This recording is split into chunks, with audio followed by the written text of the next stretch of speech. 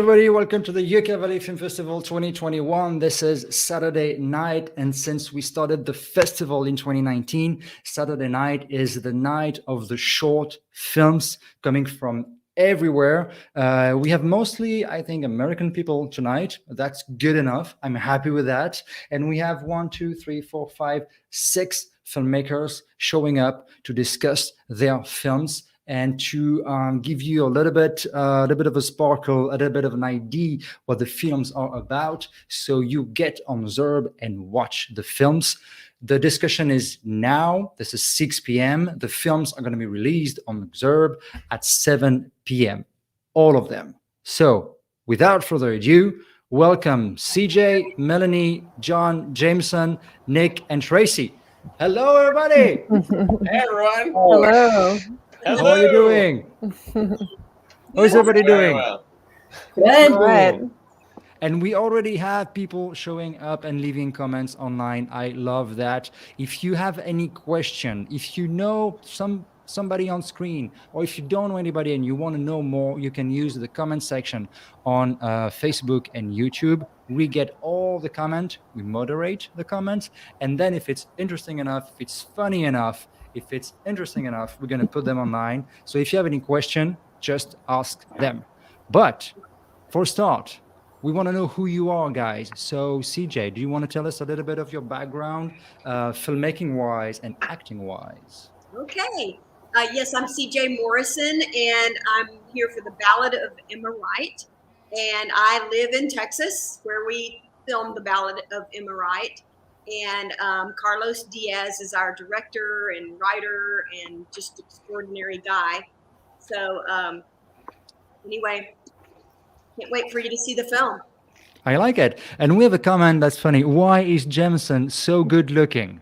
Okay, so I guess, Jameson, you're going to have to answer that. Who is that person asking? Is it your wife? Is it a secret admirer? Why are you looking so good tonight? If they were here and if this was in high definition, they may not say the same thing. I have no response to that other than strong genes, multivitamins, and doing what I love, which is making movies. I can launch right into my thing. I'm here to promote Just a Ghoul. I'm the director of it. I'm a visual effects artist by trade, and this is my first time stepping out from behind the box to direct a film. And I'm thrilled to be here with you guys. Cool. I like it. Thank you. Okay, Melanie, what about you? Hi, my name is Melanie Collop, and my short film is Yes, Who I Love You Too. I live in Southern California, and this is actually, I wrote and produced and acted in this film. It's actually my first film that I have produced of my own. Okay. So first for you two, interesting. Nick, this is not your first, not at all. And this is not even your first film with the UK Valley Film Festival. For those who don't know you, I know they don't exist, but for those who don't know you, who are you, Nick Luciano? I'm a simple man. Thank you. Yes, I made the Spanish lesson, comedy short, with my longtime friend and Yesel Manrique, and third time back at the Yucca Valley Film Festival, and so grateful to be here again. And very happy to have you again. Like I said, I think it was yesterday, I'm losing track of time. You're becoming a staple of the festival. We are not going to be allowed by the town of UK Valley to make another edition of the festival without you. That's going to be a problem at some point, I think. Yeah, it's going to be a big problem. Maybe. Yeah, John, we had the chance to discuss a little bit, you and I, already a couple of days this week because your film is in competition, but the trailer of your film also is in competition. So this time it's about the movie. Tell us first a little bit about you. Sure. But first, I'd like to come clean. I was the one that asked that question about Jameson. Damn, no way. Yeah, it was me. Yeah. So I'm John Manna. I'm a first-time filmmaker, age 59, based out of New York. I'm about an hour north of New York City, and the film is 40 years from now. It is. It's a film about 3 friends that get back together 40 years after graduation to fulfill a pact, and the pact kind of leads them into kind of uncovering some things from their past. Again, for me, when I look back on it, it's really raising that question: is it ever too late to chase a dream? So, so excited to be part of this festival, and I've been part of some of the activities prior to this. And again, thanks so much for having us in the festival. Very happy to have you. And last but not least, we have Tracy, who's also an alumni of the festival because you were here in 2019 with a comedy already, and you're back, and we are very happy to have you. For those who don't know you, can you tell us a little bit about your filmmaking background? Sure, and I'm so happy to be back. I'm a writer-director. I'm originally from Texas, like the first filmmaker. Yeah. I live in LA now, and the film's called Ghosted. It's a short about a woman with a lot of baggage who falls in love with a man haunted by his past. And she literally carries around a lot of baggage, and he's literally followed by the ghost of his ex. And it's about the things that get in the way in life of you finding love, and the things from your past are things that you carry around that you don't really need to carry around. And that's what you do with that film. When you make a comedy, you have the comedy coming from the dialogue, you have the comedy coming from the situations, you have the pace. What you chose to do in that film is the character of the lady has a lot of baggage in life, and you decided to make it literal. She literally moves around with a lot of luggages with her, and the man has the ghost of an ex-girlfriend, ex-wife, and he actually lives with the ghost of that lady. And these two characters are gonna meet, and they're gonna try to make concessions, learn to live with each other, and try to, like you said, to understand each other better. Where does it come from, that idea to make it literal and visual this way? A couple years before this, I fell in love with a widower, and Okay. it felt like his ex was there all the time, and because when someone dies, you don't get to say goodbye. It's not like a divorce or a breakup, and so she was still there. They never ended their relationship, so I felt like she was there, and I was really kind of focused on that. But then I thought, wait a second, what am I bringing to this? And I'm like, oh, I'm bringing a lot of my own baggage, as well. So I, after the relationship ended, I thought, I learned so much, and there was still so much love that I wanted to turn it into a film. So. Yeah. And we have another ghost in the selection this year. Jemson, this is going to be you, not the ghost, but the next person talking. It's a comedy, but it's a little bit graphic also, because give us the pitch it to us. All right, so essentially Just a Ghoul, which real quick, it's about a date that never actually happened. A guy who's finally ready to move on from his past relationship does, but the date never works out. He gets quite physically ghosted by the girl that never showed up, and then later actually ghosted when it turns out she died on the way to her date, and she has to haunt him and finish her unfinished business, which is just actually finishing the date. So that's quite a pitch, and also that's another form of making a movie that quite illustrates what's happening in the mind of the people. Melanie, yours has no ghost, but relates to some music. I don't want to say from the past, but some music that, at least for the young lady in the film, is music from the past. Where does it come from, and could you pitch it to us a little bit? Yes. Well, Yes Who I Love You Too takes place in the break room of A&C Sporting Goods when a millennial enlists the help of her Gen X coworker to help her prepare for music trivia night.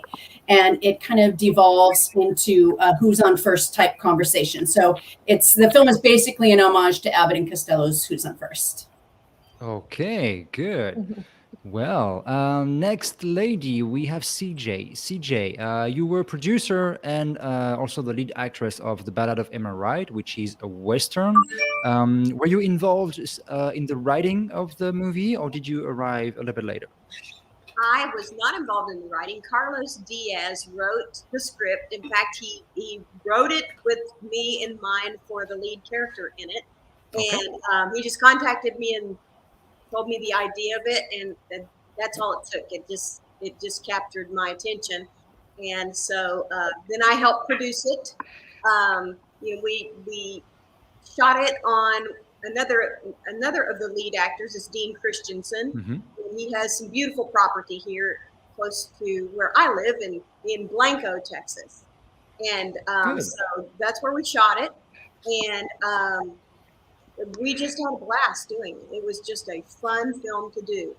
So good filmmaking, using what you had at your disposal to make a good film. And like you said, when we were doing the sound check, you said very good things about the director, who really crafted a movie that looks amazingly good, which is a key element when you make a period piece or a Western. It has to look a certain way to make it even more believable to the audience. And he did achieve to do that. And we do have the trailer, I think. So we're going to see that a little bit later. John, do you want to tell us a little bit more about the story? You have these friends, and they do the time capsule thing. They put some secrets and some notes inside a box, and they leave it there underground for years. And the movie is about what they forgot and what they're going to rediscover, and is it going to affect their relationship? Am I good with my pitch? Yeah, no, I think that's perfect. And yeah, the thing about it is these close friends, they went their separate ways early. So really, it's been decades since they've gotten together, but they kept to this pact. They dig up this time capsule of sorts, and the film kind of inspects kind of what it's like to get back together after all that time. I like to think it kind of turns that adage on its head that you can never go back.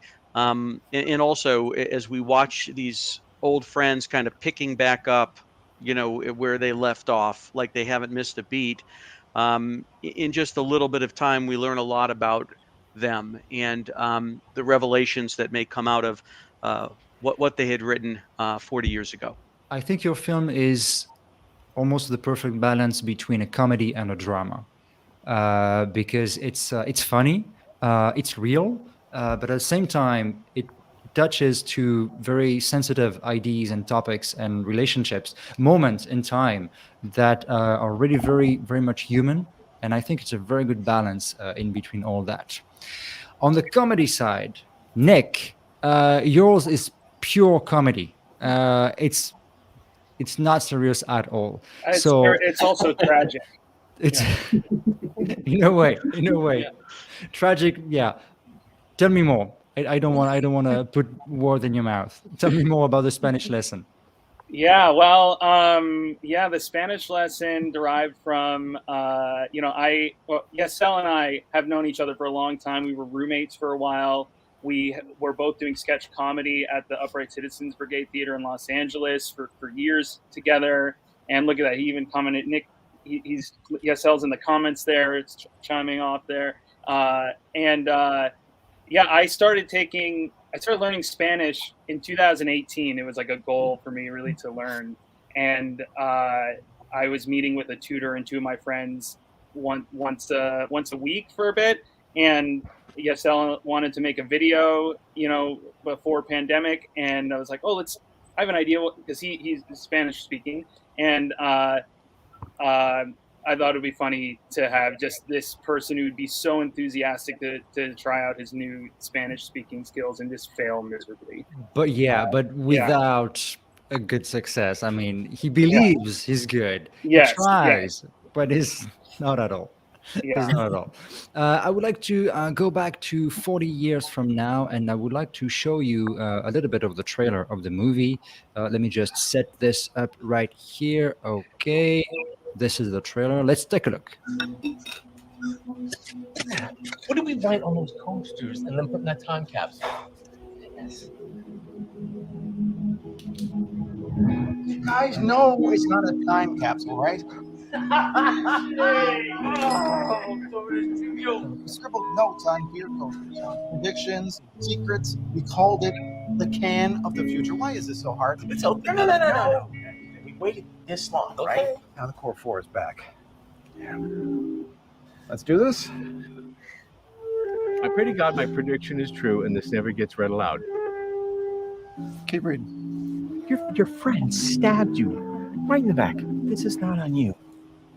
Thanks. What difference does it make anyway? I mean, come on, we were just kids. Oh yeah, that's good. So, John, is it a true story?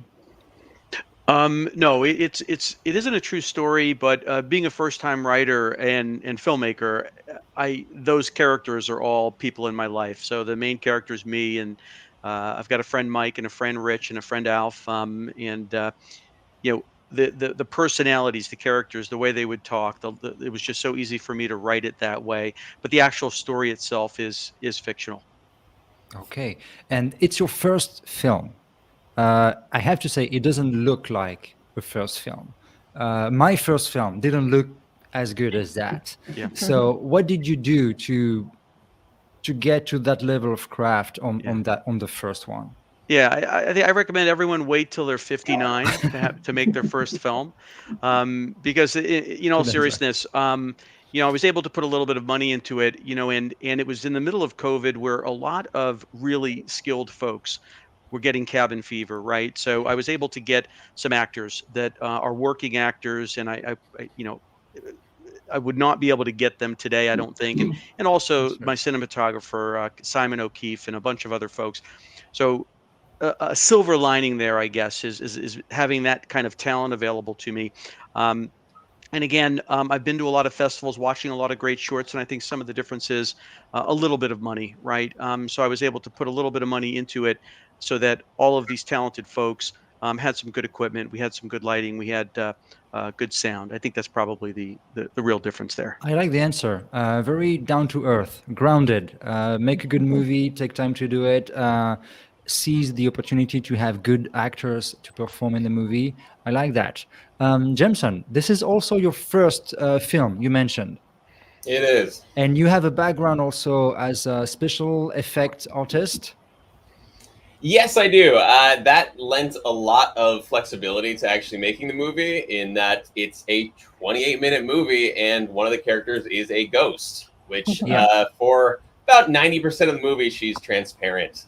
So COVID was a very good opportunity to take all day and all night to make that effect happen. Okay. Can you guide us through the making of the special effects a little bit? When I saw the movie for the first time, it reminded me about of the Frightness. The first movie Peter Jackson did. The first, I think it was with Universal Studios at the time. The first movie Peter Jackson made before when he came to Hollywood.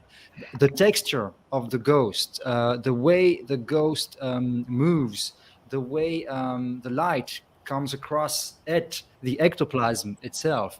How do you do that on screen? First of all, that's now the best compliment I've gotten in this panel, aside from the internet trolling that John did earlier, calling me good looking. So already comparing anything I've done to Peter Jackson is a solid gold. So basically, I arrested my cinematographer very aggressively in how we made this movie, in that a lot of the shots couldn't be that creative because they had to be locked off. In the sense, when you make someone transparent, you have to have the image that's behind them to be able to lay it back on top of them. Yeah. And honestly, The Frighteners was one of the biggest influences I had in making this, because it balances a lot of drama and a lot of just very dumb ghost humor that sort of works and pays off later. And honestly, the exact hue of the ghost is kind of the exact same hue from The Frighteners now that I think about it. There's a lot of things that I changed, because what I noticed in at least The Frighteners is that not all of the actors' performances got captured because the entire body was transparent. And that didn't make a lot of sense to me. So for this one, there was a double process of putting the actor's face back on top of the ghost so that their performance was a lot more visible. Wow, interesting. We're gonna cue the trailer. We're gonna take a look at it, so you all can figure out a little bit more about that. Do we have the trailer coming up? Maybe later. We're gonna get back to it. Tracy, back at the UK Valley Film Festival, we said that you have a thing for comedy, don't you? I do. Yeah. I don't know. Are you planning someday to make something in a different genre, or is this really what you like to do? Well, I try to. Most of my comedy is actually pretty grounded. I like to keep the characters unaware of the fact that they're funny. The stakes are very high and very real for them, and like Alexander Payne or Mike Nichols or The Graduate, things like Little Miss Sunshine. So I don't really direct it like a comedy. I just kind of heighten. I think I sharpen the points of view so they become a little more extreme, but it's very real to them. So in the one I screened in 2019, the actors came from comedy, and I kept having to run it again and again until they stopped trying to be funny. So they're wonderful and I love them, but it's just not like I had to kill a lot of babies in that edit to keep the tone. So definitely, that's my thing. What was different on this one than the previous one you had in 2019 at the UK Valley Film Festival? This one I felt it was more ambitious. Visually even more achieved. The cinematography is beautiful. The performance are just great. And it could be a feature film if you decided to do so. I think the script and the characters would definitely easily hold up to a 90 minutes program. What do you think of that? Yeah, we thought about that. I'd love to do that. They tore down the house we shot in, or they sold it or something. So and it repainted it. It was such a perfect house. But I did, the one before it was 1 location, 2 actors. This is 4 or 5 locations, 3 actors, and a lot of magical realism and voiceover. Hopefully not a crutch. I tried not to use it as a crutch. So yeah, with definitely a lot more camera movement. This was really ambitious, I think, because I was trying to honor the love that I had found, a few years back, and I wanted to have that beauty in there, even though it was funny. So just trying to carry you through these people falling in love and their obstacles, and it being magical, even though it was, challenging. Makes sense. And you made a beautiful film out of it. And all the films tonight are going to be released in about 40 minutes on the platform Zerb. So everything is going to be available right here. And it's for free because the UK Valley Film Festival is organized by the town of UK Valley, and they make everything available for everybody in the community for free. Back to Nick. When we discussed yesterday, when we kicked off the festival, we discussed a little bit, but I think it was off screen maybe, about The Office and Curb Your Enthusiasm and the style of filmmaking with a zoom in, zoom out, documentary-wise filmmaking that you decided to use for this film. Can you tell us a little bit about that? That's right. Yeah, I definitely intentionally wanted to have it feel like documentary style, or feel like pretty real, or like that we're just capturing this kind of scene between these 2 people, and for it to feel real, and definitely inspired by something like The Office or Arrested Development, and sort of the conversation feeling realistic, sort of like Curb Your Enthusiasm, and our cinematographer David Brown, like, he was just great at like finding those moments and finding the looks to kind of punch in on, which made it really easy for us to edit them too. Yeah, I think he had a good feel of the moment he had to zoom in and zoom out. That's kind of the key, because it's comedy. It's a lot about a pace and placing at the right time. And when the camera does that, it kind of sometimes anticipates a movement or a line, or sometimes you just do it in a silence and it works in a different way. That's interesting. Let's take a look at it so we can get an idea of the what new decade. Well, you know how I started learning Spanish at the beginning of last year, right? Estoy aprendiendo español. Sí, qué bueno. Exactly, qué bueno. So I was thinking maybe for the entire time we hang out here, we could just speak in Spanish. Okay, entonces, ¿qué hiciste hoy? ¿Qué es entonces? So. So like so. Sí, yo camino aquí y yo como el desayuno. A mí me gusta desayunar. Yeah. ¿Qué comiste? No sé. All right, let's not do this. It's really this is really the way you speak Spanish when you don't know how to speak Spanish. Honestly, Nick. Si hablo solo un poco. Estoy aprendiendo español. Solo So basically, you don't algunas speak. palabras. Yeah. You just know the lines you had in the script. No Yeah, more. yeah. That's terrible. That's terrible. If we can try to cue the trailer of Just a Goal, I would like to show that to the viewers if we have that. But we have to tell you backstage and be very transparent. We have 5 computers running tonight to make this show happen, and some of them do not comply with the show we are trying to put up with you. So we are doing our best. And Jameson, my promise to you, we are trying. And if we are gonna try, we're gonna try. I All can right. tell you more. Give me that pinky. Give me that Cool. pinky right now. Trying right here. All right. Yeah, we have it. So, yes, who I love you too. Melanie, Yes. what is this title? What does it mean? Where does it come from? Well, actually, the title, basically, they're prepping for night for music trivia at the local bar, and it is 70s and 80s music night. And so the bands, Yes, The Who, and U2 all play very heavily into the miscommunication that goes on between the two characters. So that's where the name came from. Okay, so basically we have a young lady who's going to a music trivia night, and she knows the theme is going to be the 60s or the 70s. 70s and 80s, the yeah. 70s and 80s. Yeah. And she doesn't know the music of that period. No. And she happens to discuss with a coworker who actually that's her favorite period of time. Yes. And there's a lot of reference into it. Can I do this? Do I have that? I'm looking for your trailer if I have it. I think I do. I'm trying to save every information I have from my computer at the same time. Bear with me.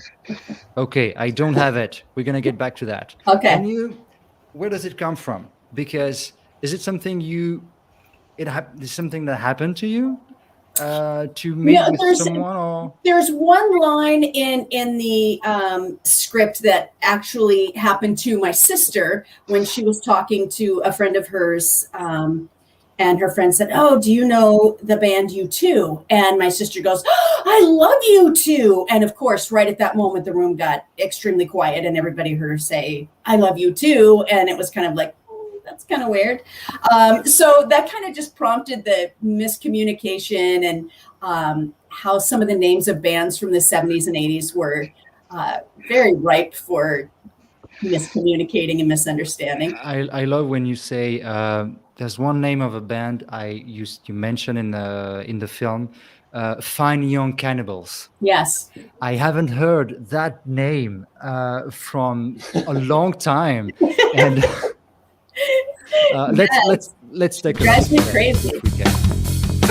Me and Lords are going to this bar by my house tonight. They do music trivia every Wednesday night. It's 70s and 80s night. Like, we're gonna know songs from before we were even born. Fleetwood Mac. Guess who? Tom Petty and the Heartbreakers. Crosby, Stills, Nash and Young. U2. Uh-huh. Fine Young Cannibals. Okay, stop. I'm actually pretty good at music trivia. Okay, awesome. That trailer is a good trailer because it sums up the movie very, very well. Thank you. I think I'm going to be able to show you the trailer of Just a Ghoul. Okay, are you ready, guys? The hype couldn't be higher. The hype couldn't be higher. Thank you for supporting me. I think a ghost was haunting 5 computers. I think it might have been, yeah. Okay, here we are. I have it. I promise you I have it. Got this. Right? So you ready? Sorry, still waiting.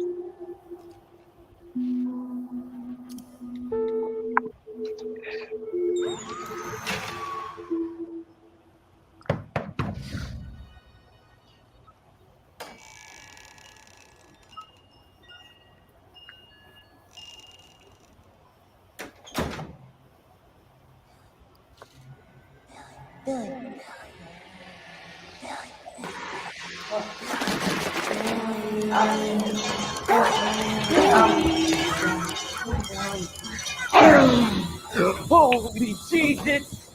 It's Mara. Hi. I'm sorry I missed your date. I have an excuse.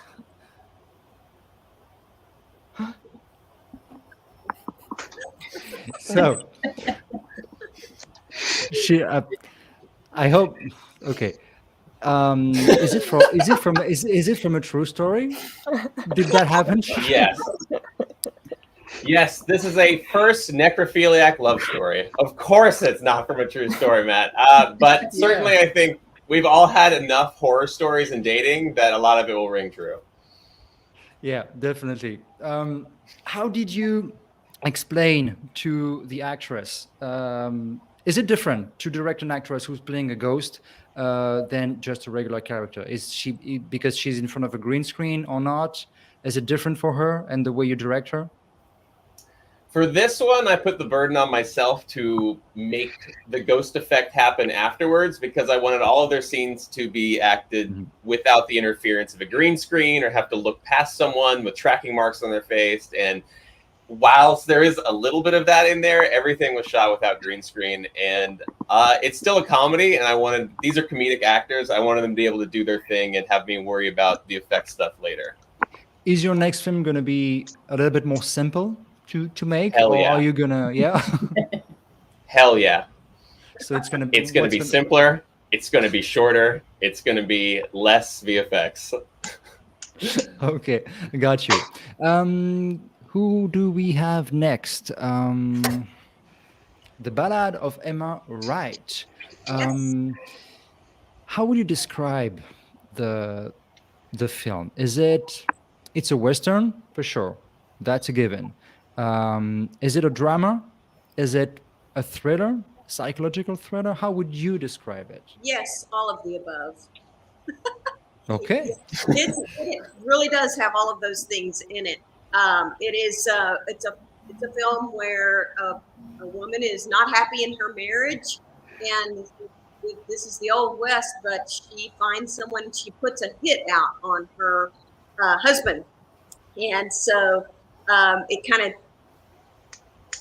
of turns on her. I'm not going to give it away, but it turns on her because she kind of ends up getting it in the end as well. There are great special effects. Carlos Diaz is just he's great at the cinematography. He's a great editor. There are some fiery footsteps at the end that people always love. So it's a fun film to watch. Let's take a look at the trailer of The Ballad of Emma Wright so we can all see what we are talking about. If you don't mind me asking, ma'am, what happened to your face?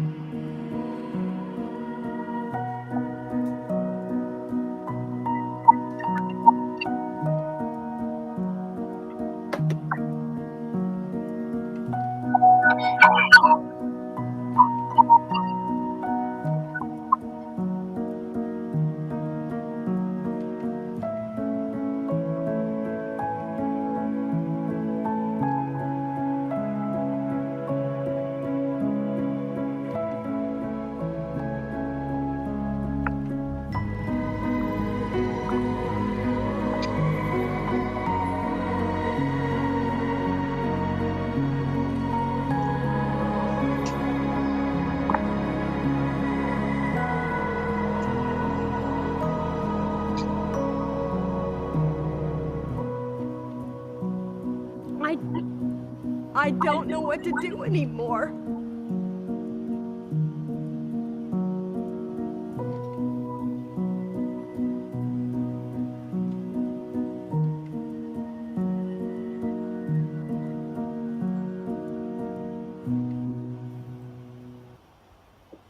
Beautiful shots. It's how is it to be in a costume, in a period piece costume, and to be with the horses, and to be actually on set making a Western movie? How does it feel? Sorry, I'm going to put your microphone back on. That's my fault. That's Okay. me. I was just telling someone today that it's, I love all kinds of film, but Westerns are the most fun to me because you get to dress in the period wardrobe. You have all the period props. You have the horses. It's just fun to be in a Western. And so I am in a lot of Westerns. We do shoot a lot in this area, but I don't know. Westerns are just the most fun to be in. Yeah, because you get all that, all the decorum, everything. Guys, we are about to wrap up with this evening. I want to tell everybody, you're looking at the UK Valley Film Festival, 7 p.m. We're gonna premiere all the short films. So you're gonna have two blocks. You have one block that's all the comedy short films, 7 p.m. on Zerb, and on 7 p.m. also you have another block that's everything else, which means you're going to see the Westerns. We have also sci-fi, we have love stories, we have fantasy and different genres. So because we received so many comedies this year, we made a block out of it. But I really encourage you to watch all of them, because we have, you've seen it, we have really beautiful movies, beautifully shot, beautifully crafted, beautifully made. And all the short film we have this year either are a short, strong, funny concept that's gonna give us like 5 minutes of enjoyment, or a long, short film, more like 20, 25 minutes, half an hour, that's gonna give you the feel of watching a feature film without actually having to spend 90 minutes in front of your screen.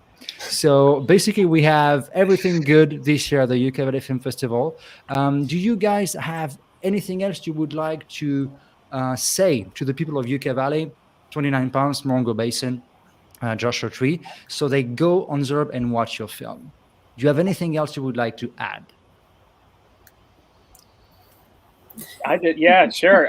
Yeah, please go on and watch all these great shorts. And one thing, Yesel Manrique he's kind of the voice of reason in this thing, and he is such an incredible performer. You're going to see him, on TV or something in the future. He's a big character actor. There's this sketch at UCB, Upright Citizens Brigade, where he like dove across the entire stage, like pretending to snort just a huge line of cocaine. So he's very much a voice of reason in this thing, but he's really an incredible performer. I want to see that, definitely. Tracy, do you want to add something? Oh, I was just clapping for Nick, but also I hope to be back in person next year. Yes. So everybody who's watching, thank you for watching tonight, and hopefully we'll see you in person next year. Yeah, we appreciate you watching. We appreciate all the comments you sent. Thank you, Oregon, for putting up the comment and trying to save the computers that are crashing at the same time we're doing the show. This has been a challenge for us a little bit tonight, but really, basically, it's a film festival.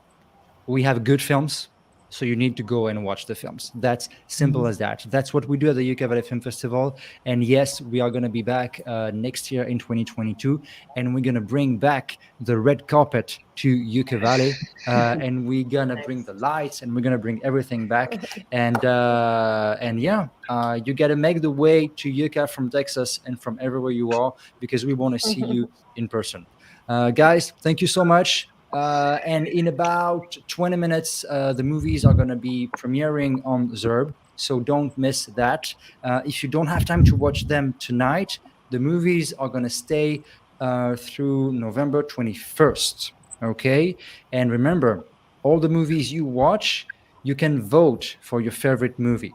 Starting tomorrow night, we are going to announce, at 7 p.m., we're going to announce the winners of the categories of the festival, except the Audience Award. For the Audience Award, you have 1 week of replay to go back and watch the movies with the whole family, anytime in the week, anytime next weekend. And then you fill the form, you vote for the one film you want to win the audience award, like Nick did in 2019, and we're gonna announce that in a week and something from now.